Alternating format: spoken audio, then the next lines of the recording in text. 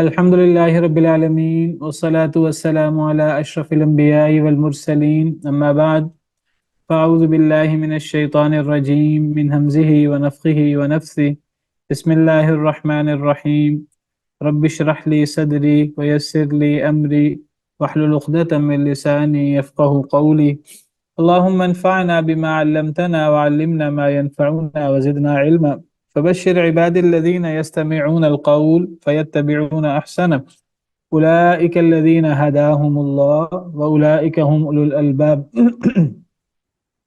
أعوذ بالله من الشيطان الرجيم بسم الله الرحمن الرحيم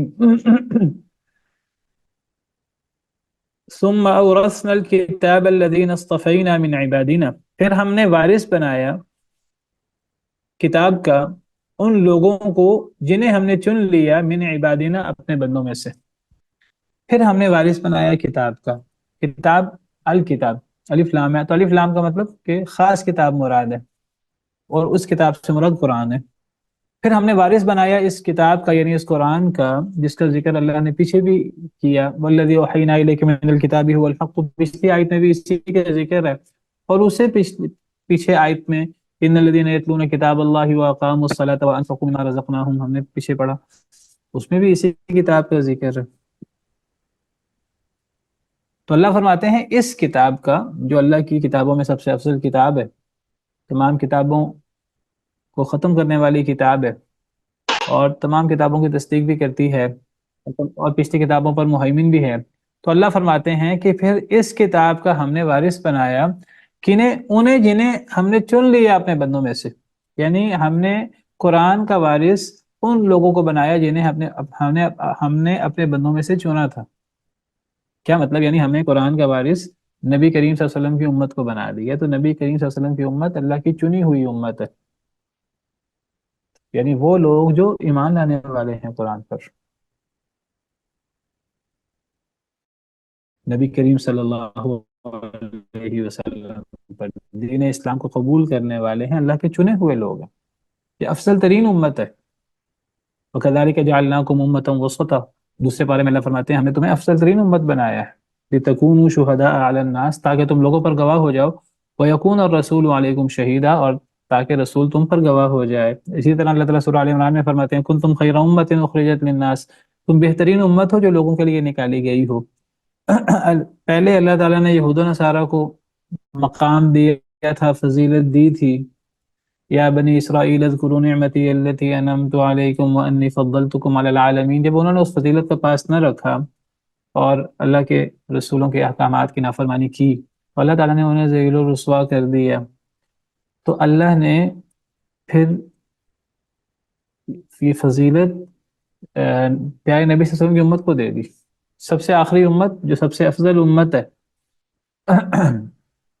لیکن اگر وہ جو اللہ نے انہیں ذمہ داری دی ہے اس ذمہ داری کا پاس رکھیں، تو اللہ نے اس امت کو قرآن کا وارث بنایا ہے، اور اللہ نے قرآن کا وارث اپنے بندوں میں سے چنے ہوئے لوگوں کو بنایا. یہ تو اللہ کی طرف سے اعزاز ہے، اللہ نے یہ اعزاز چن کر لوگوں کو دیا ہے.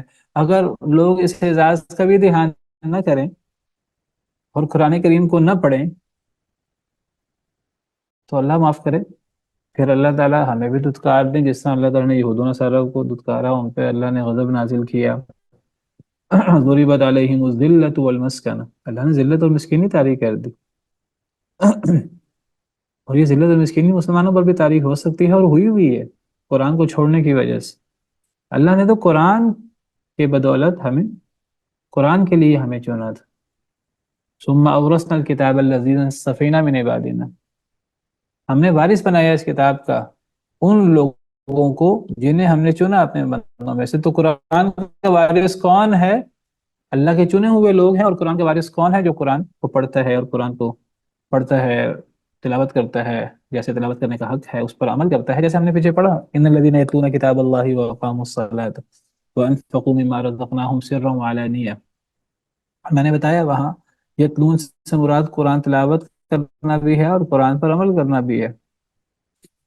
تو جو قرآن پڑھتا ہے اور قرآن پر عمل کرتا ہے وہ قرآن کا وارث ہے. ہم کہتے رہیں کہ جی ہم تو مسلمان ہیں اور ہم تو اہل قرآن ہیں اور جس طرح وہ یہود نصارہ اپنے آپ کو اہل کتاب کہتے ہیں، تو اگر ہم قرآن کریم کو پڑھتے نہیں، قرآن کریم پر عمل نہیں کرتے، تو ہم کس منہ سے اپنے آپ کو اہل قرآن یا قرآن کا وارث کہتے ہیں؟ قرآن کا وارث وہ ہے جو قرآن پڑھتا ہے اور قرآن کے مطابق زندگی بسر کرنے کی کوشش کرتا ہے، اور یہ اللہ کے چنے ہوئے لوگ ہیں۔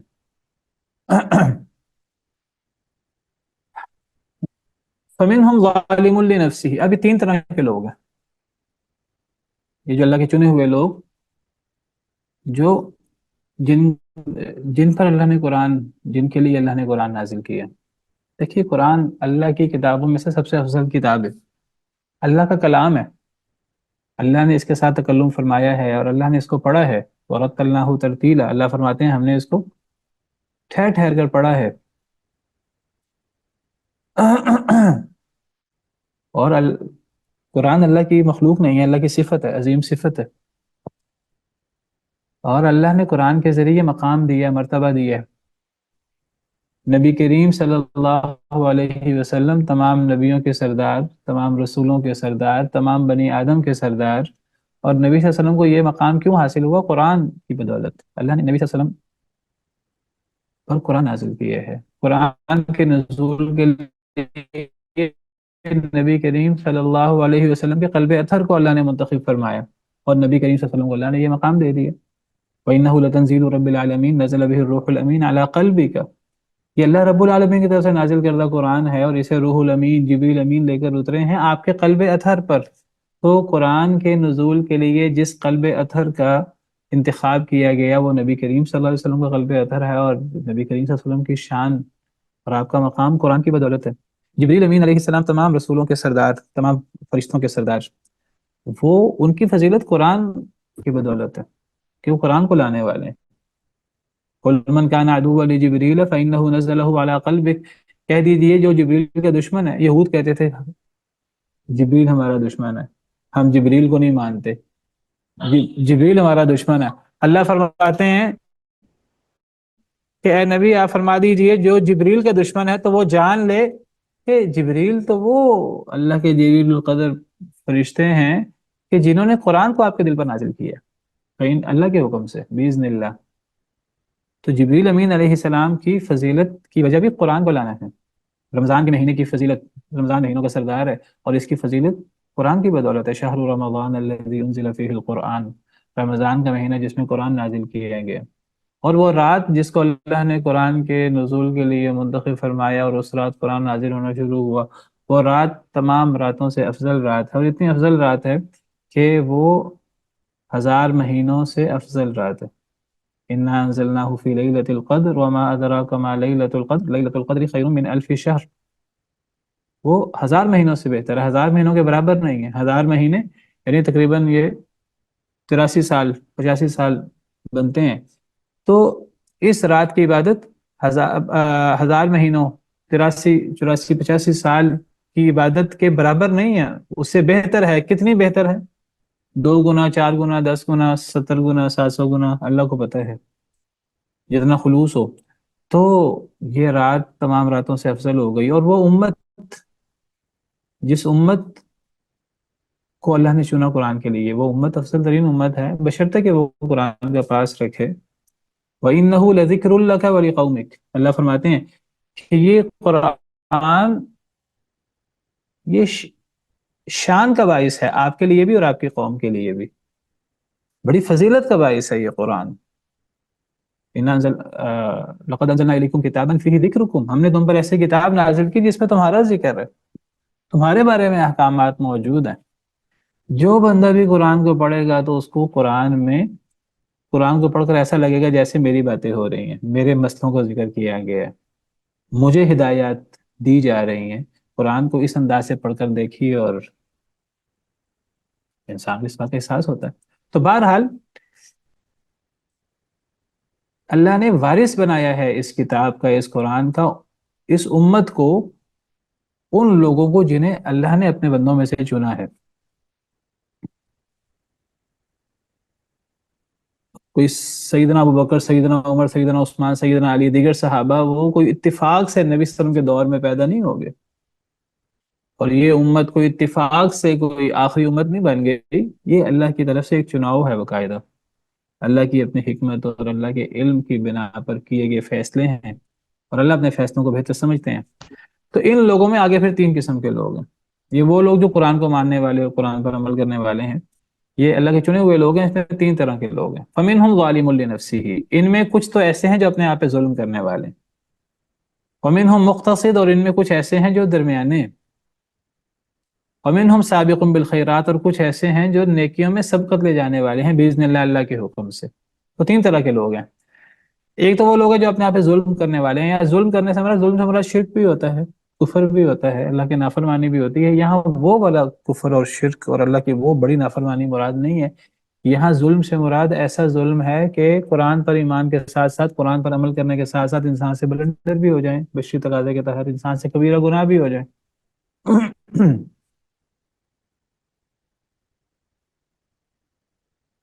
تو گویا کہ یہ اپنے آپ پہ ظلم کرنے والے ہیں۔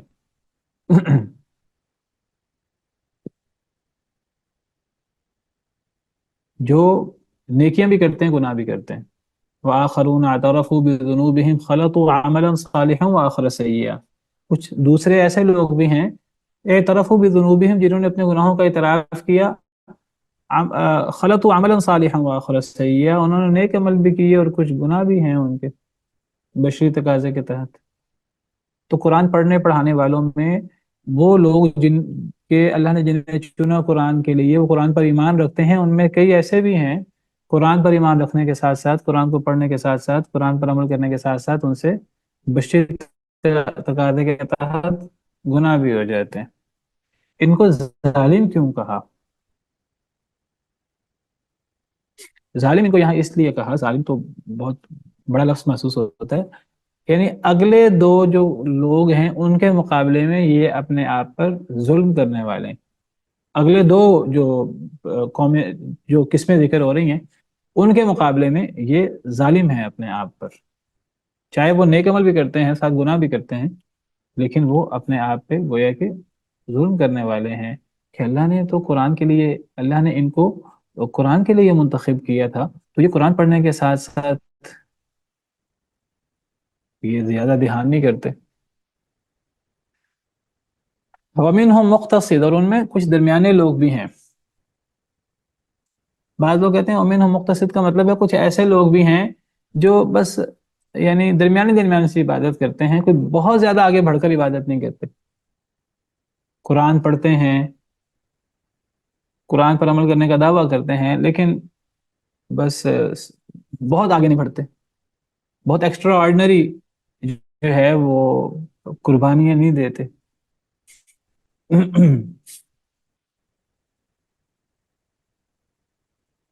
وَمِنْهُمْ سَابِقٌ بِالْخَيْرَاتِ بِإِذْنِ اللَّهِ، اور ان میں کچھ ایسے لوگ بھی ہیں جو سبقت لے جانے والے ہیں خیر میں، یعنی کچھ ایسے لوگ ہیں جو ہر چیز میں پیش اللہ کو راضی کرنے میں، اور دین کے امام، اور بڑی بڑی قربانیاں دینے والے صحابہ، تابعین اور کبار ائمہ کرام، اور سبقت لے جانے والے اللہ کے حکم سے۔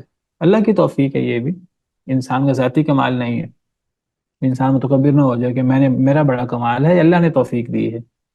اللہ کی توفیق سے تو قرآن پڑھنے والوں کی یہ تین قسمیں ہیں۔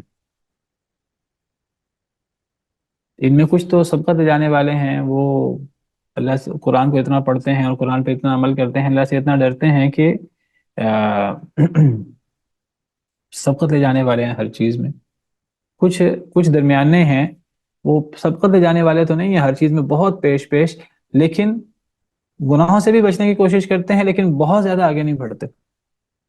اور کچھ ایسے ہیں جو قرآن پر عمل کرنے کے ساتھ ساتھ ان سے اپنے آپ پہ ظلم بھی ہو جاتا ہے، بعض کبیرہ گناہ بھی ہو جاتے ہیں، لیکن پھر وہ توبہ کر لیتے ہیں، پھر وہ ڈرتے رہتے ہیں اللہ تعالیٰ سے۔ ذالک هو الفضل الکبیر، یہ بہت بڑا فضل ہے اللہ تعالیٰ کا، یہ بہت بڑا فضل ہے۔ یعنی کون سا قرآن؟ یہ قرآن اللہ کی بہت بڑی نعمت ہے جو اللہ نے اس امت کو دی ہے، اس سے بڑی نعمت کیا ہوگی؟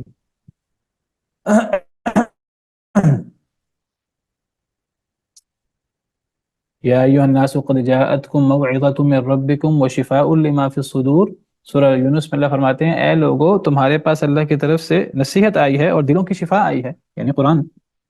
وَهُدًى وَمَوْعِظَةٌ لِّلْمُتَّقِينَ، اور وہ ہدایت بھی ہے اور مومنین کے لیے نصیحت بھی ہے۔ قُلْ بِفَضْلِ اللَّهِ وَبِرَحْمَتِهِ فَبِذَلِكَ فَلْيَفْرَحُوا، کہہ دیجئے اللہ کے فضل اور اللہ کی رحمت پر انہیں خوش ہو جانا چاہیے، کہ اللہ کی اتنی بڑی نعمت ہے قرآن۔ یہ سورہ یونس کی آیات آپ کے سامنے پڑھ رہا ہوں۔ قُلْ بِفَضْلِ اللَّهِ وَبِرَحْمَتِهِ، سورہ یونس آیت نمبر 58، 57، 58۔ اے لوگو تمہارے پاس اللہ کی طرف سے نصیحت آ گئی، قرآن، اور سینوں کی شفا آ گئی، قرآن، وہدن اور ہدایت، ورحمتن اور رحمت، للمؤمنین ایمان والوں کے لیے، قرآن، قرآن کی صفات ہیں۔ قل بفضل اللہ وبرحمتہ، کہہ دیجیے اللہ کے فضل اور اللہ کی رحمت کے ساتھ، بس اسی کے ساتھ لوگوں کو خوش ہونا چاہیے۔ یعنی قرآن سے بڑھ کر اللہ کا فضل اور اللہ کی رحمت کیا ہوگی؟ تو قرآن، اللہ کی رحمت، اللہ کے فضل پر لوگوں کو خوش ہونا چاہیے کہ اللہ نے ہمیں کتنی عظیم کتاب دی ہے، اور اللہ نے اس عظیم کتاب کے لیے ہمیں چنا ہے۔ ہوا خیر مما یجمعون، یہ بہت بہتر ہے اس سے جو وہ جمع کرتے ہیں۔ یعنی لوگ جو دنیا اور دنیا کی نعمتیں اکٹھی کرتے ہیں، وہ دنیا اور دنیا کی نعمتوں کی کیا حیثیت ہے قرآن کے مقابلے میں؟ وہ نعمتیں لے جائیں دنیا کی، اللہ نے ہمیں قرآن جیسی نعمت دے دی ہے۔ جس بندے کو اللہ نے قرآن کی نعمت دی ہے اور وہ پھر لوگوں کے گھر اور لوگوں کی گاڑیاں اور لوگوں کے بینک بیلنس اور لوگوں کی ظاہری چمک دمک دیکھ کر وہ اس فکر میں مبتلا ہوتا ہے میرے پاس یہ نعمت کیوں نہیں ہے، وہ قرآن کی توہین کر رہا ہے۔ اللہ نے آپ کو قرآن کی نعمت دی ہے، قرآن سے بڑی نعمت کیا ہوگی؟ قل بفضل اللہ وبرحمتہ فبذلک فلیفرحوا، اور یہاں بھی اللہ تعالیٰ یہی فرما رہے ہیں، ذالک هو الفضل الکبیر، یہ کتنا بڑا فضل ہے اللہ کا، اللہ نے قرآن کی وراثت کے لیے اللہ نے ہمیں منتخب کیا ہے۔ اس سے بڑا فضل کیا ہوگا؟ اگر ہم کہیں اللہ تعالیٰ نے یورپ والوں کو یہ دے دیا، وہ امریکہ کو یہ دے دیا، فلاں کو یہ دے دیا، فلاں کو یہ دے دیا، اللہ نے تو ہمیں اللہ کا اپنی کتاب دے دی، قرآن دے دیا۔ جنات عدن یدخلونہا، ہمیشگی کے باغات جن میں یہ داخل ہوں گے، یحلون فیہا من اساور، وہ پہنائے جائیں گے اس میں، من اساور، کنگن، من ذہب ولؤلؤا، سونے کے، ولؤلؤا اور موتی بھی، ہمیشگی کے باغات میں یہ داخل ہوں گے، یعنی جنتوں میں، اللہ کی جنتوں میں یہ لوگ داخل ہوں گے، اور وہاں یہ ان کو سونے کے کنگن بھی پہنائے جائیں گے اور موتی بھی۔ وَلِبَاسُهُمْ فِيهَا حَرِيرٌ، اور ان کا لباس اس میں یعنی جنت میں حریر، ریشم کا ہوگا۔ تو یہ جنت میں داخل ہوں گے۔ کون جنت میں داخل ہوں گے؟ اکثر علماء کی رائے یہ ہے کہ یہ جو تینوں قسم کے لوگوں کا پیچھے ذکر ہوا تو وہ سب مراد ہیں، کیونکہ ثم اورثنا الکتاب الذین اصطفینا من عبادنا، یہ جو تین قسمیں اللہ نے بیان کی ہیں، ان تین قسمیں بیان کرنے سے پہلے اللہ تعالیٰ نے جو تمہید باندھی ہے اس تمہید کو دیکھیں اور اگلی آیت کو دیکھیں تو اکثر علماء کے نزدیک تینوں قسم کے گروہ یہ اس میں شامل ہیں۔ قرآن کے ورثاء میں بھی، جنہیں اللہ نے اس کتاب کا وارث بنایا، اللہ نے ان لوگوں کو اس کتاب کا وارث بنایا جنہیں اللہ نے چنا، اور وہ چنے ہوئے لوگ کون ہیں؟ چنے ہوئے لوگوں کی تینوں قسمیں ہیں۔ کچھ تو نیکیوں میں بہت آگے بڑھنے والے ہیں، کچھ گناہوں سے بھی بچنے کی کوشش کرتے ہیں، بہت آگے بھی نہیں بھی بڑھتے، اور کچھ سے قرآن پر عمل کرنے کے ساتھ ساتھ بعض گناہ بھی ہو جاتے ہیں۔ تو یہ سب کے سب جنتی ہیں، ہاں ان کے درجات کا فرق ہوگا۔ یہ سب کے سب یہ اللہ کے چنے ہوئے بندے ہیں، اور یہ سب کے سب قرآن، اللہ نے قرآن جیسی کتاب کی وراثت ان کو عطا کی ہے۔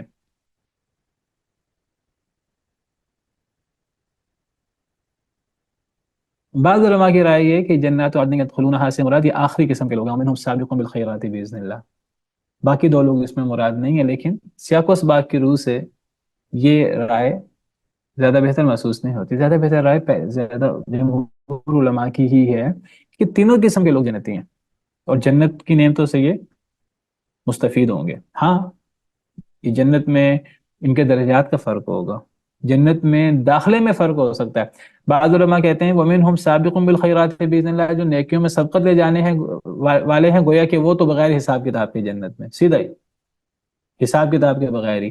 اور جو مقتصد لوگ ہیں وہ کچھ حساب کتاب کے ساتھ، کچھ ان سے حساب کتاب ہوگا، کچھ پس و پیش ہوگی، کوئی وقت لگے گا انہیں، اور پھر جنت میں جائیں گے۔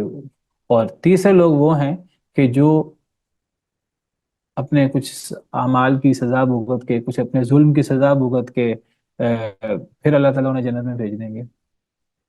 بہرحال ان سب کا ایک درجہ نہیں ہے، درجات کا فرق ہے۔ اللہ نے جنت کے 100 درجے رکھے ہیں، اور جنت کا سب سے اعلیٰ درجہ جنت الفردوس ہے۔ اللہ تعالیٰ ہمیں جنت الفردوس کا وارث بنائے۔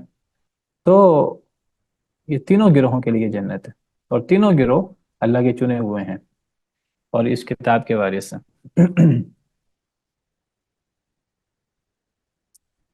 وَلِبَاسُهُمْ فِيهَا حَرِيرٌ، ان کا لباس اس میں ریشم کا ہوگا۔ تو جنت میں ریشم کا لباس ان لوگوں کو ملے گا جو دنیا میں ریشم کے لباس سے بچتے ہیں، مرد حضرات، جس طرح احادیث مبارکہ سے پتہ لگتا ہے۔ اسی طرح سونے کا بھی ذکر، مردوں کے لیے سونا حرام ہے، جنت میں سونا اور سونے کے کنگن ملیں گے تو ان لوگوں کو جو دنیا میں ان چیزوں سے بچتے رہے۔ اسی طرح معاملہ شراب طہور کا ہے۔ وَأَنْهَارٌ مِّنْ خَمْرٍ لَذَّةٍ لِّلشَّارِبِينَ، جنت میں شراب کی نہریں ہوں گی جو پینے والوں کے لیے بڑی لذیذ ہوگی، کڑوی نہیں ہوگی دنیا کی طرح، اور اس میں نشہ نہیں ہوگا۔ وَسَقَاهُمْ رَبُّهُمْ شَرَابًا طَهُورًا، ان کا رب انہیں شراب طہور پلائے گا۔ اور یہ شراب طہور بھی جنت میں ان لوگوں کے لیے ہوگی جو دنیا کی گندی شراب سے اپنے آپ کو بچاتے ہیں، جس کو اللہ نے حرام کیا ہے۔ تو اگر جنت چاہیے تو جنت میں جانے کے لیے اللہ رب العالمین کے احکامات پر عمل کرنا ہوگا۔ قرآن بندے سے گناہ ہو جائے بندہ توبہ کرے۔ بہرحال اگر ایک بندہ موحد ہے، اس کی کمی کوتاہیاں ہیں، تو وہ انشاءاللہ وہ بھی جنتی ہے، چاہے اپنی سزا بھگت کر جنت میں جائے۔ اللہ چاہے تو اللہ تعالیٰ معاف کر دے، اور شرک کے علاوہ اللہ جو چاہے معاف کر دے، اور چاہے تو اللہ تعالیٰ سزا دے کر جنت میں بھیج دے۔ وقالوا الحمد للہ الذی اذهب عنا الحزن، اور انہوں نے کہا کہ ہر قسم کی تعریف اس اللہ کی ہے کہ جس نے دور کر دیا ہم سے غم کو۔ جنتی جب جنت میں چلے جائیں گے، تینوں قسم کے جنتی، تو وہ اللہ کی تعریف کریں گے اور وہ کہیں گے تمام تعریفیں اس اللہ کی جس نے ہم سے غم کو دور کر دی۔ جب ایک بندہ جنت میں چلا گیا، چاہے وہ کسی بھی درجے میں گیا، تو اب وہ ہر قسم کے غم سے تو محفوظ ہو گیا۔ اب وہاں کوئی غم نہیں ہے، کوئی دکھ نہیں ہے، کوئی پریشانی نہیں ہے جنت میں، چاہے کوئی نچلے درجے میں ہے چاہے کوئی اوپر کے درجے میں ہے۔ اگرچہ درجات کا فرق ہے جنت میں، لیکن جنت میں ہر بندہ مطمئن ہوگا۔ اگر کسی کے دل میں آئے گا، اگرچہ درجات کا اتنا فرق ہے، احادیث مبارکہ سے پتہ لگتا ہے کہ نچلے درجات والے اوپر کے درجات والوں کو ایسے دیکھیں گے جیسے ہم ستاروں کو دیکھتے ہیں، لیکن اللہ تعالیٰ نے ان کے دلوں کو کینے سے اور حسد سے اور ان چیزوں سے محفوظ رکھا ہوگا۔ اور ہمیں قرآن کریم سے پتہ لگتا ہے کہ جو انسان چاہے گا اس کو جنت میں ملے گا۔ وَلَكُمْ فِيهَا مَا تَشْتَهِي أَنفُسُكُمْ، تمہیں جنت میں وہ ملے گا جو بھی تمہاری جانیں چاہیں گی۔ تو اب درجات کا فرق تو ہے، تو شاید اللہ تعالیٰ ان کے دلوں سے وہ اشتہا ہی ختم کر دیں گے کہ وہ اپنے جو اللہ نے ان کا مقام رکھا ہے اس مقام سے وہ بڑا مرتبہ اللہ سے چاہیں۔ جس طرح جنت میں کوئی کینہ نہیں ہوگا، کوئی حسد نہیں ہوگا۔ ان المتقین فی جنات وعیون ادخلوها بسلام آمنین ونزعنا ما فی صدورهم من غل اخوانا علی سرر متقابلین۔ اللہ فرماتے ہیں دنیا میں اگر کوئی مسلمانوں میں کوئی کینہ بھی رہا، کوئی غصہ بھی رہا ایک دوسرے کے خلاف، ہم جنت میں جب انہیں بھیجیں گے تو ہم ان کا وہ کینہ اور وہ حسد اور یہ چیزیں ہم کھینچ لیں گے، ان سے یہ چیزیں ختم ہو جائیں گی۔ تو جو انسان چاہے گا جنت میں اس کو ملے گا۔ تو اب جو جنتی جس درجے میں ہے، تو اللہ بہتر جانتے ہیں کہ وہ اس کے دل میں شاید خیال ہی نہ آئے کہ میں اوپر کے درجے کے لیے دعا کروں، ورنہ تو سارے ہی کہیں گے اللہ تعالیٰ ہمیں جنت الفردوس میں بھیج دے۔ ہاں، دنیا میں انسان دعا کرے اور دنیا میں انسان اس کے لیے عمل کرے اور زیادہ سے زیادہ سبقت لے جانے کی کوشش کرے۔ دیکھیے، ایک اصحاب الیمین ہے دائیں ہاتھ والے، اور ایک السابقون السابقون ہے۔ یہاں بھی یہی فرق ہے، ایک سابقون بالخیرات ہے، ایک مقتصد ہے، اور ایک ظلم کرنے والے، ایمان کے ساتھ، توحید کے ساتھ۔ جی امجد صاحب۔ جی شیخ صاحب، آپ نے کسی حد تک جواب دے دیا۔ میں بس یہی پوچھنا تھا کہ جنت میں جو درجات ہیں، اس میں درجات جو درجہ بندی ہے وہ نعمتوں کے حساب سے درجہ بندی ہے، یا یعنی کس حساب سے ایک نیچے درجے والا جنتی جو ہے وہ اوپر والے جنتی کے ساتھ کوئی حسرت اس کو ہوگی دل کے اندر؟ بس یہی میں نے پوچھنا، تو میرے خیال آپ نے جواب دے دیا اس کا، یہ تو ظاہری کوئی بات ہے کہ حد۔ نعمتوں کے اعتبار سے ہی اس میں اب نعمت اور مقام اور عزت و شرف، وہ ہر اعتبار سے درجات کا فرق ہوگا۔ جنت الفردوس اور نچلے درجوں میں تو فرق تو ہے، جس میں نبی کریم صلی اللہ علیہ وسلم ہوں گے، اور انبیاء و رسول ہوں گے، اور صحابہ ہوں گے، اور نبی صلی اللہ علیہ وسلم کے اہل بیت، اور آپ سے پیار کرنے والے۔ المرء مع من احب، انسان جس سے محبت کرتا ہے جنت میں اس کے ساتھ ہوگا۔ نبی صلی اللہ علیہ وسلم نے فرمایا کہ انسان جسے محبت کرتا ہے اس کے ساتھ ہوگا۔ صحابہ کرام کہتے ہیں ہمیں یہ حدیث سن کے اتنی خوشی ہوئی، اتنی خوشی ہمیں پہلے کبھی نہیں ہوئی تھی۔ کیوں خوشی ہوئی؟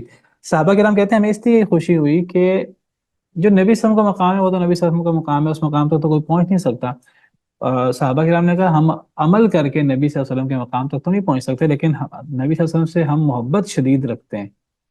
تو جب نبی صلی اللہ علیہ وسلم نے یہ بات فرمائی المرء مع من احب، انسان جس سے محبت کرتا ہے قیامت کے دن اس کے ساتھ ہوگا، تو صحابہ کرام بہت خوش ہوئے اس سے، اور وہ کہنے لگے کہ اے اللہ کے رسول، یعنی وہ صحابہ کہتے ہیں ہم اتنا خوش ہوئے، اتنا خوش ہم کسی اور چیز سے نہیں ہوئے۔ بہرحال محبت بھی صرف دعوے کا نام تو نہیں ہے نا، محبت کے ساتھ تو اتباع بھی ہے، محبت کے ساتھ تو عمل بھی ہے، تو فرق تو ہے درجات کا، اور یہ درجات کا فرق ہوگا جنت میں۔ اور جس طرح حدیث مبارکہ ہے کہ نچلے درجے والے اوپر کے درجے والوں کو ایسے دیکھیں گے جیسے ہم ستاروں کو دیکھتے ہیں، یعنی ایک دو درجوں میں اتنا بڑا فرق ہوگا جیسے زمین و آسمان کا فرق ہے۔ لیکن بہرحال ہر جنتی اپنی جگہ مطمئن ہوگا، اور جو چاہ رہا ہوگا اسے وہ مل رہا ہوگا۔ تو اب کیا بہت بڑا سوال ہے، کیا نیچے درجے والے اوپر کے درجوں میں نہیں جانا چاہیں گے؟ واللہ عالم، ایسا ہی محسوس ہوتا ہے، شاید اللہ تعالیٰ ایسی چاہت ان کے دل سے ختم کر دے، یا کیا صورت ہوگی، واللہ تعالی اعلم۔ وقالوا الحمد للہ الذی اذهب عنا الحزن، اور وہ کہیں گے، قالو فی الماضی کا صیغہ ہے لیکن ہے مستقبل کے بارے میں، اور اس پہ کئی دفعہ بات ہو چکی ہے کہ مستقبل کے لیے ماضی کا صیغہ کیوں آتا ہے۔ یعنی وہ اتنی یقینی بات ہے ان کا یہ کہنا، اگر یہ ان کا کہنا مستقبل میں ہے، اتنا یقینی ہے جیسے کہ وہ کہہ چکے ہیں یہ بات، یعنی اس سے زور دینا ہوتا ہے کلام کے اندر۔ لفظی مطلب انہوں نے کہا، اور مراد کیا وہ کہیں گے، اور یہ ان کا کہنا اتنا یقینی ہے اہل جنت کا، اللہ تعالیٰ ہم لوگوں میں شامل کرے، ہم بھی یہ بات کہیں تو یہ ان کا کہنا اتنا یقینی ہے جیسے کہ وہ کہہ چکے ہیں۔ تو وہ کہیں گے ہر قسم کی تعریف اس اللہ کی جس نے ہم سے دور کر دیا اس غم کو۔ دیکھیے اہل جنت جو ہیں وہ جنت میں جائیں گے اللہ کے فضل سے، اللہ تعالیٰ ان کو ان کے اعمال کی وجہ سے جنت میں بھیجیں گے، تو وہ کہیں گے کہ اللہ کی تعریف کریں گے کہ اللہ کے فضل کی وجہ سے ہم سے یہ غم دور ہوئے ہیں، اب ہمیں کوئی غم نہیں ہے کہ کوئی جنت جہنم کا غم، کوئی اور مشکلات، جنت میں کوئی مشکل نہیں ہے، کسی قسم کا کوئی تکلیف نہیں ہے، کوئی امتحان نہیں ہے کسی قسم کا، وہاں نعمتیں ہی نعمتیں ہیں، اور جو انسان چاہے گا انسان کو وہ ملے گا۔ تو جنتی جنت میں جا کر کہیں گے کہ جنت میں جانے میں اصل میں اللہ کی توفیق ہے، یہ اللہ کی رحمت سے ہمیں جنت ملی ہے، ہمارا کمال نہیں۔ دنیا میں انسان کہتا ہے جی یہ چیز میں نے اپنے محنت سے حاصل کی، تو جنتی جنت میں جا کر وہ کہیں گے کہ ہم نے جنت اپنی محنت سے حاصل نہیں کی، یہ اللہ کی توفیق سے، اللہ کے احسان سے ہمیں ملی ہے۔ اور یہی ہمارا عقیدہ ہے کہ انسان جنت میں اللہ کی رحمت کی بدولت، اللہ کے حکم، اللہ کی توفیق کی بدولت داخل ہوگا۔ اگر اللہ کی توفیق، اللہ کی رحمت شامل نہ ہو تو کوئی جنت میں جا ہی نہیں سکتا۔ کسی انسان کا عمل اس قابل نہیں ہے، چاہے وہ نبیوں کا عمل کیوں نہ ہو، کہ وہ اسے جنت میں لے جائے۔ نبی کریم صلی اللہ علیہ وسلم کی حدیث مبارکہ ہے، آپ نے فرمایا کہ کسی شخص کو اس کا عمل جنت میں نہیں لے جا سکتا۔ صحابہ کرام نے عرض کیا اللہ کے رسول صلی اللہ علیہ وسلم، کیا آپ کو بھی، کیا آپ کا عمل بھی آپ کو جنت میں نہیں لے جا سکتا؟ آپ نے فرمایا مجھے نبی صلی اللہ علیہ وسلم کو بھی میرا عمل جنت میں نہیں لے جا سکتا، ہاں جب تک اللہ کی رحمت مجھے ڈھانپے کی نہیں اس وقت تک میں بھی جنت میں نہیں جاؤں گا۔ جی صحیح بخاری کی حدیث ہے، لن ینجی احدا منکم عملہ، تم میں سے کسی شخص کو اس کا عمل نجات نہیں دے سکتا جہنم سے، جنت میں داخل نہیں کر سکتا۔ قالوا، صحابہ کرام نے عرض کیا، ولا انت یا رسول اللہ، اللہ کے رسول، کیا آپ کو بھی، آپ کا عمل تو، آپ کا عمل کا تو پوری دنیا امت کے عمل سے مقابلہ نہیں ہو سکتا، آپ کے عمل اتنے زیادہ، تو کیا آپ کے اعمال بھی آپ کو جہنم سے نجات نہیں دے سکتے، جنت میں لے جا نہیں سکتے؟ فرمایا ولا انا، مجھے بھی نہیں، الا ان يتغمدني اللہ برحمہ، مگر یہ کہ اللہ تعالیٰ مجھے ڈھانپ لے اپنی رحمت کے ساتھ، تو اللہ کی رحمت کے ساتھ ہی جنت میں داخلہ ہوگا۔ اسی لیے اللہ تعالیٰ قرآن میں فرماتے ہیں کہ وَنُودُوا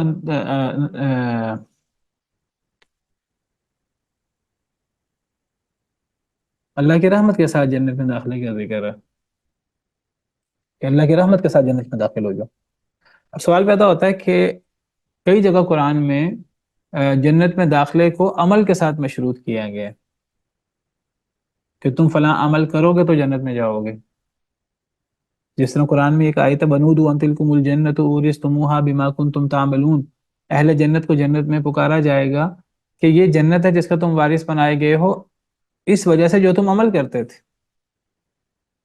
تو قرآن کریم کی کئی آیات میں جنت میں داخلے کا باعث انسان کے عمل کو قرار دیا گیا ہے، اور اسی طرح قرآن کی آیت الیس بامانیکم ولا امانی اہل الکتاب، جنت نہ تمہیں تمہاری خواہشوں سے ملے گی، نہ اہل کتاب کو ان کی خواہشوں سے ملے گی۔ من یعمل سوءا یجز بہ، جو برا عمل کرے گا اس کو اس کا بدلہ دیا جائے گا، ولا یجد له من دون اللہ ولی ولا نصیرا، وہ اللہ کے علاوہ کوئی ولی اور کوئی مددگار نہیں پائے گا۔ ومن یعمل من الصالحات من ذکر او انثی وهو مؤمن فاولئک يدخلون الجنہ، جو نیک عمل کرے خواہ مرد ہو خواہ عورت اور وہ مخلص بھی ہو تو یہ جنت میں داخل ہوں گے۔ تو جنت میں داخلے کے لیے عمل اور اخلاص ضروری ہے، اور عمل اخلاص دونوں عمل ہیں، اخلاص دل کا عمل ہے، عمل ہاتھ کا عمل ہے۔ تو جو عمل کرے نیک اور مخلص ہو تو وہ جنت میں جائے گا۔ تو یہ اور اس جیسی آیات سے پتہ لگتا ہے کہ انسان اپنے عمل سے جنت میں جائے گا، اور اس آیت کریمہ سے اور دیگر آیات اور احادیث سے پتہ لگتا ہے کہ انسان اللہ کی رحمت سے جنت میں جائے گا۔ تو ان میں کیا تطبیق ہے؟ ان میں تطبیق یہی ہے کہ انسان اللہ کی رحمت سے جنت میں جائے گا، انسان کا عمل اس قابل نہیں ہے، لیکن اللہ کی رحمت وہ کن لوگوں کو شامل حال ہوگی؟ وہ انسان کے عمل کے مطابق۔ یہ نہیں ہوگا کہ کسی کا عمل نہ ہو اور اللہ تعالیٰ اس کو جنت کے اعلیٰ ترین درجات دے دے، اور کسی نے بہت زیادہ عمل کیا ہو بہت اخلاص کے ساتھ اور اس کو جنت میں درجہ ہی نہ ملے۔ ایسا نہیں ہوگا، اللہ تعالیٰ عدل و انصاف کرنے والے ہیں۔ تو جنت میں کوئی شخص اللہ کی رحمت کے بغیر داخل نہیں ہو سکتا۔ جنت میں داخلے کے لیے اعمال شرط ہیں، لیکن اللہ تعالیٰ عمل کے ساتھ اپنی رحمت کو شامل کریں گے تو پھر انسان جنت میں جائے گا۔ تو گویا کہ اللہ کی رحمت انسان کے اعمال کو دیکھ کر جوش میں آئے گی۔ ایسا نہیں ہو سکتا ایک بندہ مشرک ہے اس کو بھی اللہ کی رحمت حاصل ہو جائے، شیطان کو بھی اللہ کی رحمت حاصل ہو جائے، اللہ کے نافرمانوں کو بھی اللہ کی رحمت حاصل ہو جائے، اور ایمان والوں کو بھی اللہ کی رحمت حاصل ہو جائے۔ اللہ نے جنت آخرت انصاف کے لیے رکھی ہے۔ اگر مومن اور کافر اور مومن اور فاسق اور فساد کرنے والا اور نیکی کرنے والا برابر ہیں تو یہ تو اللہ کے، یہ تو گویا کہ انصاف کے خلاف ہے۔ فنجعل المسلمین کالمجرمین، اللہ فرماتے ہیں کیا ہم مسلمانوں کو مجرموں کی طرح کر دیں؟ ایسا نہیں ہو سکتا۔ ام نجعل المتقین کالفجار، کیا ہم متقی لوگوں کو فاسق فاجر لوگوں کو برابر کر دیں؟ نہیں، ایمان والوں کے اور فساد کرنے والوں کی نہ دنیا ایک جیسی ہے نہ ان کی آخرت ایک جیسی ہے۔ ام حسب الذین اجترحوا السیئات ان نجعلهم کالذین آمنوا وعملوا الصالحات، اللہ سوال کرتے ہیں کیا جو لوگ گناہ کرتے ہیں برائیاں کرتے ہیں وہ سمجھتے ہیں کہ ہم ان کو ایمان والوں کی طرح کر دیں گے؟ نہیں۔ ام حسب الذین اجترحوا السیئات ان نجعلهم کالذین آمنوا وعملوا الصالحات سواء محیاهم ومماتهم، اللہ فرماتے ہیں نہ ایمان والوں کی اور گناہ کرنے والوں کی زندگی ایک جیسی ہے نہ ان کی موت ایک جیسی ہے، نہ ان کی آخرت ایک جیسی ہے۔ دنیا میں بھی فرق ہے، موت کا بھی فرق ہے، اور آخرت کا بھی فرق ہے۔ تو اصل میں اتنی بڑی بڑی حقیقتیں ہیں، لیکن ہمیں شیطان نے اور دنیا کی رنگینیوں نے ہمیں اس چیز سے غفلت میں ڈالا ہوا۔ اقترب للناس حسابهم وهم في غفلة معرضون، لوگوں کا حساب نزدیک آ چکا ہے اور لوگ غفلت میں منہ بڑے ہوئے ہیں۔ اب آج دیکھیں کہ کتنے سارے لوگ ہیں उनको पता है कुरान का क्या हुक्म है, हदीस का क्या हुक्म है, लेकिन मटेरियलिज्म और मादा परस्ती और दुनिया की कमाई चाहिए, पैसा चाहिए, वो हराम तरीके से आए, हलाल तरीके से आए। भाई कुफार तो ये काम करें तो करें, मुसलमान भी ये काम करें, कुरान पढ़ने वाले या कुरान पर ईमान रखने वाले भी ये काम करें। लेकिन हकीकत यही है, हम जितना मर्जी इस हकीकत को भूल जाएं, हकीकत यही है कि ईमान का फायदा है, अमले साले का फायदा है, ईमान वालों की, फासिक फाजिरों की ना जिंदगी एक जैसी है, ना मौत एक जैसी है, ना आखिरत एक जैसी है। तो यानी जन्नत में जाने के लिए अमाल चाहिए, कोशिश चाहिए। और जन्नत अल्लाह की बाज दफा हम शैतान का वसवसा है, हम समझते हैं कि जी बस थोड़े बहुत अमल कर लो जन्नत अल्लाह ने दे देनी है। जन्नत अल्लाह की इतनी सस्ती भी नहीं है। अल्लाह कुरान में फरमाते हैं, हम हसिबतुम अन तदखुलुल जन्नत वलम्मा यअलमिल्लाहु अल्लज़ीना जाहदू मिनकुम व यअलमस साबिरीन वलम्मा यअलमिल्लाहु अल्लज़ीना अम हसिबतुम अन तदखुलुल जन्नत वलम्मा यातिकुम मसलुल लज़ीना खलू मिन क़ब्लिकुम। तुम समझते हो तुम जन्नत में ऐसे ही दाखिल हो जाओगे, अभी तो तुम पर वो आजमाइशें नहीं आई जो पिछली कौमों पर आई थी। उन पर तकलीफें आई, सख्तियां आई, इतने हिलाए गए, इतनी आजमाइशें आई कि रसूल तक पुकार उठेगी अल्लाह की मदद कब आएगी। तो उन आजमाइशों का सामना करना पड़ेगा। दुनिया की आजमाइशों से हम घबरा कर हम कहते हैं जी मुसलमानों पर इतनी मुश्किलात, इतनी मुश्किलात। भाई जन्नत अगर लेनी है तो जन्नत के लिए मुश्किलात का सामना तो करना पड़ेगा, और खंदा पेशानी से और सब्र के साथ।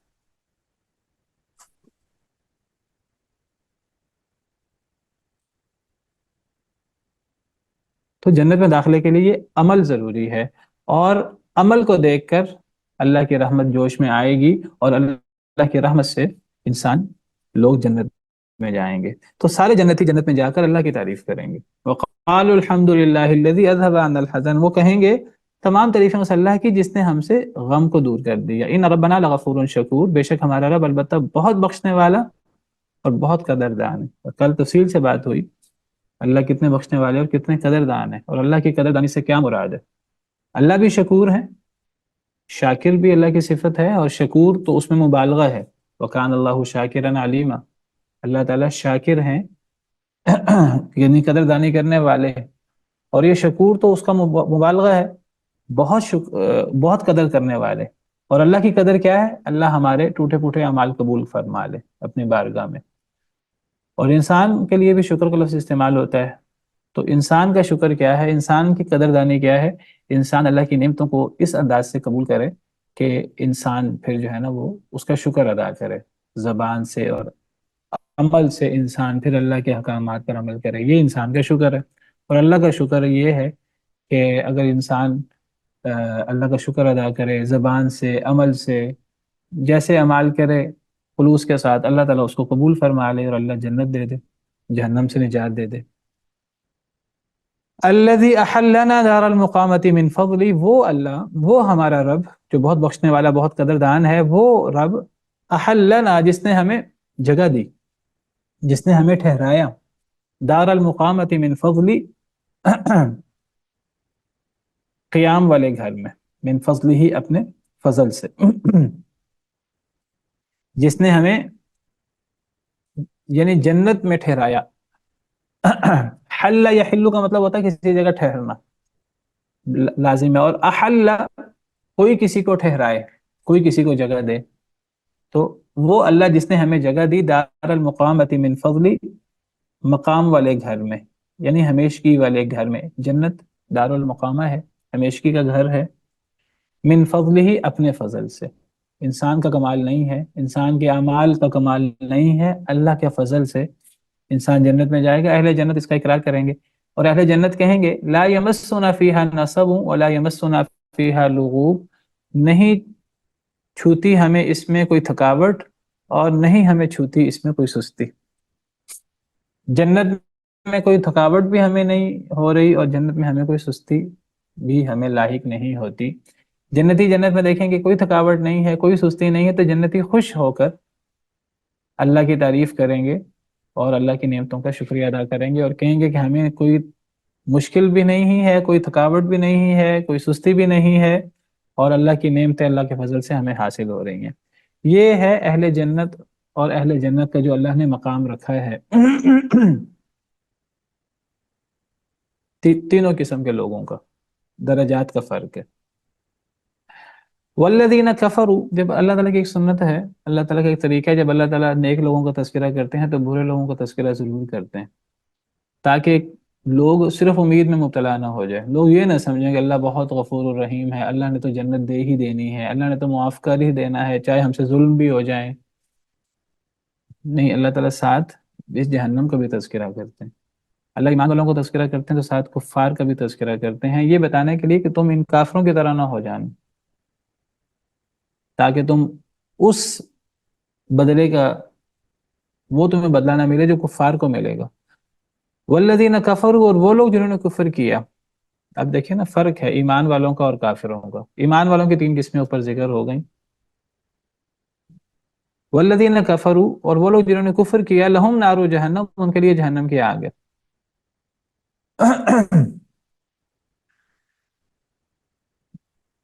دیکھیے، جیسے میں نے پیچھے بات کی کہ ایمان والوں کے اللہ نے درجات بیان کیے ہیں پیچھے، ایمان والوں میں نیکیوں میں سبقت لے جانے والے بھی ہیں، کچھ ایسے لوگ بھی ہیں جو بہت آگے نہیں بڑھتے لیکن گناہوں سے بھی بچتے ہیں، مقتصد، اور کچھ ایسے لوگ ہیں جن سے گناہ بھی ہو جاتے ہیں لیکن اصلاً وہ ایمان والے ہیں۔ یہ دوسرے لوگ وہ ہیں جو کافر ہیں، جو ایمان نہیں لاتے۔ دیکھیے، ایمان ہے تو ایمان کے ساتھ انسان کو فائدہ ہوتا ہے، انسان عمل کرتا ہے، کسی کے عمل کم ہوتے ہیں، کسی کے عمل زیادہ ہوتے ہیں، تو انسان مختلف گروہوں میں چلا جاتا ہے، یہ سارے گروہ جنتی ہیں آخر کار، جیسے پیچھے ذکر ہوا۔ لیکن اگر ایمان ہی نہیں ہے تو پھر کسی عمل کا کوئی فائدہ نہیں۔ ایمان نہیں ہے تو نہ کسی صلاحیت کا کوئی فائدہ ہے، نہ کسی عمل کا کوئی فائدہ ہے، انسان کوئی چیریٹی کرے، انسان کوئی اپنے تئیں نیک اعمال کرے، تو کفر کے ساتھ کسی عمل کا کوئی فائدہ نہیں ہے۔ کفر کے ساتھ انسان جنت میں جا ہی نہیں سکتا، کفر کے ساتھ جہنم لازم و ملزوم ہے، شرک کے ساتھ جہنم لازم و ملزوم ہے، کفر کے ساتھ جہنم لازم و ملزوم ہے۔ تو ایمان کتنی بڑی دولت ہے اور کفر کتنی بڑی نحوست ہے۔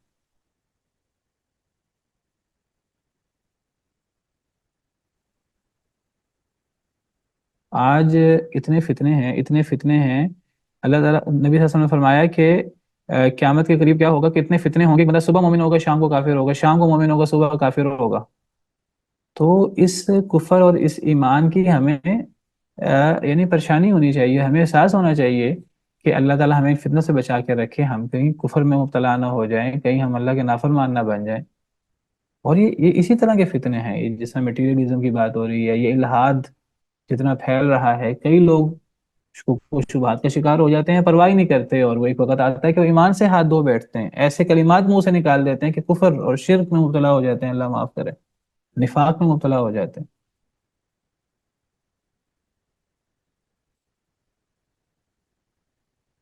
اور اس سے کتنا فرق پڑتا ہے، انسان کی دنیا اور آخرت ساری تباہ ہو جاتی ہے۔ والذین کفروا لہم نار جہنم، اور وہ لوگ جنہوں نے کفر کیا ان کے لیے جہنم کی آگ ہے۔ لا یقضى علیہم فیموتوا، نہیں فیصلہ کیا جائے گا ان کے لیے کہ وہ مر جائیں، جہنم میں مر نہیں سکتے، جنت میں بھی نہیں مر سکتے، جنت میں مرنا کوئی چاہے گا بھی نہیں، لیکن جہنم میں تو ہر وقت موت آئے گی، لیکن موت کا فیصلہ نہیں ہوگا، کیونکہ موت کو تو پہلے ذبح کر دیا گیا ہوگا۔ جنتی جنت میں چلے جائیں گے، جہنمی جہنم میں چلے جائیں گے، اللہ تعالیٰ موت کو، اللہ تعالیٰ جو ہے وہ ذبح باقاعدہ اس کو کر دیا جائے گا، اور پھر اعلان کیا جائے گا، اے اہل جنت خوش ہو جاؤ، اب ہمیشہ کے لیے، ہمیشگی کے لیے جنت ہے، کوئی موت نہیں ہے۔ اور اہل جہنم کو کہا جائے گا کہ اے اہل جہنم، ہمیشہ کے لیے جہنم ہے، اللہ کا عذاب ہے، کوئی موت نہیں ہے۔ لا یقضى علیہم فیموتوا، نہیں فیصلہ کیا جائے گا ان کے لیے کہ وہ مر جائیں، وہ ہر لمحہ مرنا چاہیں گے لیکن موت نہیں ہے۔ اللہ تعالیٰ قرآن میں فرماتے ہیں کافر جہنم میں بار بار موت کو پکارے گا لیکن موت نہیں آئے گی۔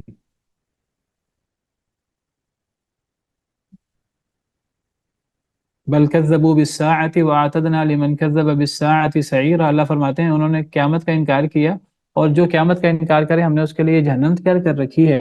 اذا رأتهم من مكان بعید سمعوا لها تغیظا وزفیرا، جب جہنم انہیں دور سے دیکھے گی تو جہنم چیخو پکار کرے گی، وَإِذَا أُلْقُوا مِنْهَا مَكَانًا ضَيِّقًا مُقَرَّنِينَ دَعَوْا هُنَالِكَ ثُبُورًا، جب وہ جہنم میں پھینکے جائیں گے ایک تنگ جگہ میں، زنجیروں میں جکڑے ہوئے، دعوا هنالک ثبورا، پھر وہ موت کو پکاریں گے.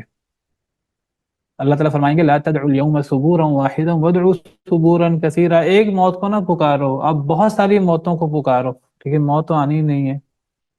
تو وہ موت کو پکاریں گے بار بار، لیکن موت نہیں آئے گی. لا يقضى علیہ فیموتوا، کافر کہے گا کاش کہ میں مٹی بن جاؤں.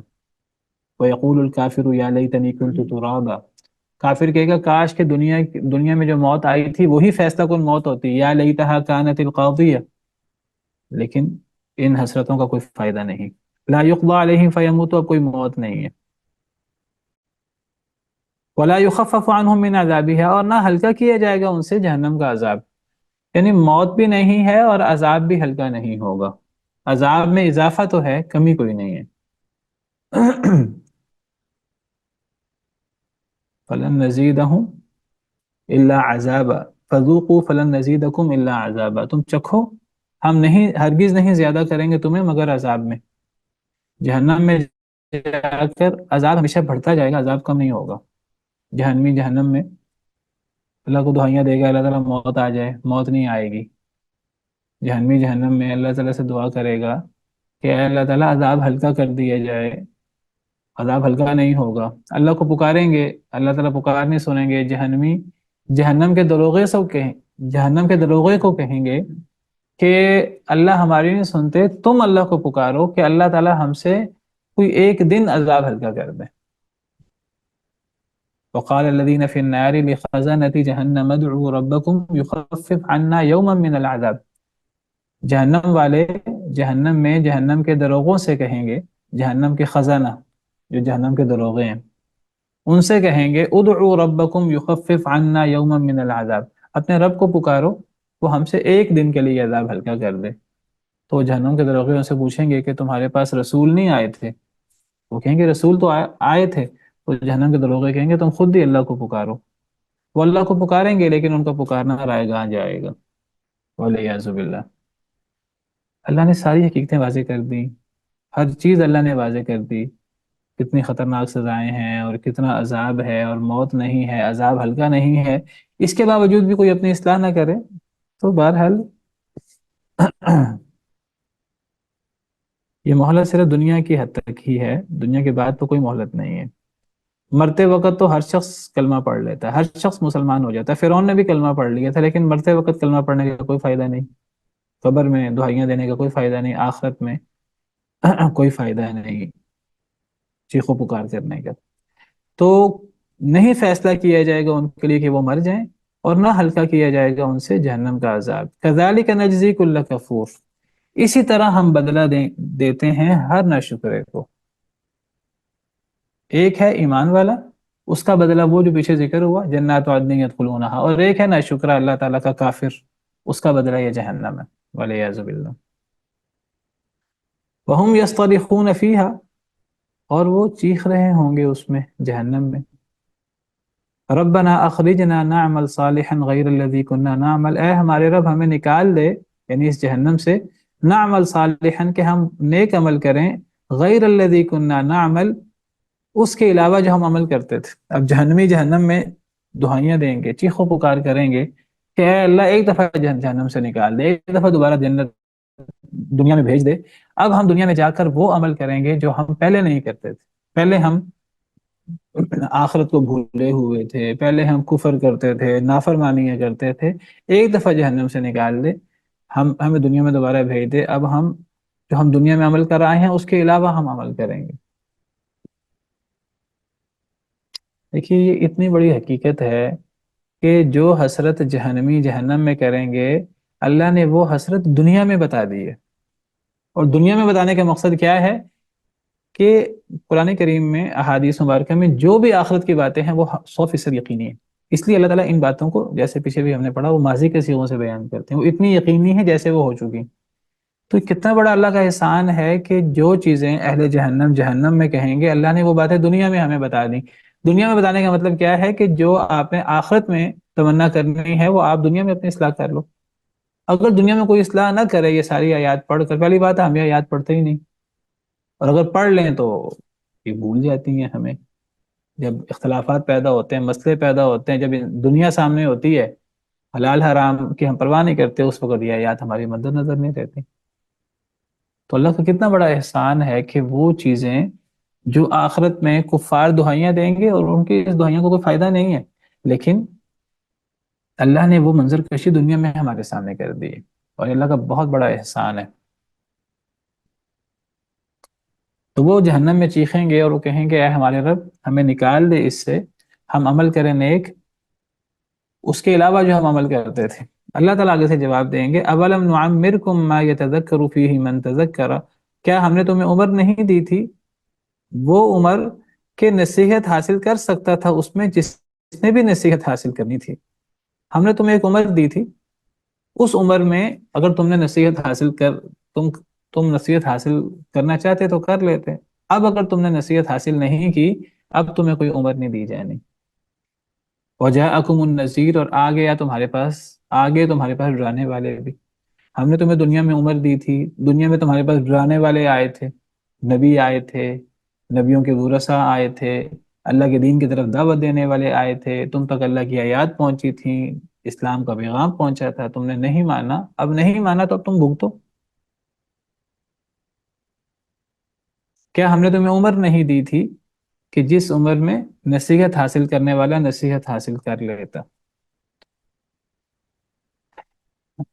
کہتے ہیں کسی کی عمر 60 سال ہو جائے تو گویا کہ اس پر حجت تمام ہو جاتی۔ بہرحال جو بھی اللہ نے کسی کی عمر رکھی ہے تو اس عمر میں نصیحت حاصل کر لینی چاہیے۔ فذوقوا فما للظالمین من نصیر، پس چکھو پس نہیں ہے ظالموں کے لیے کوئی مددگار۔ ولیعذ باللہ۔ سبحان ربک رب العزۃ عما یصفون وسلام علی المرسلین والحمد للہ رب العالمین۔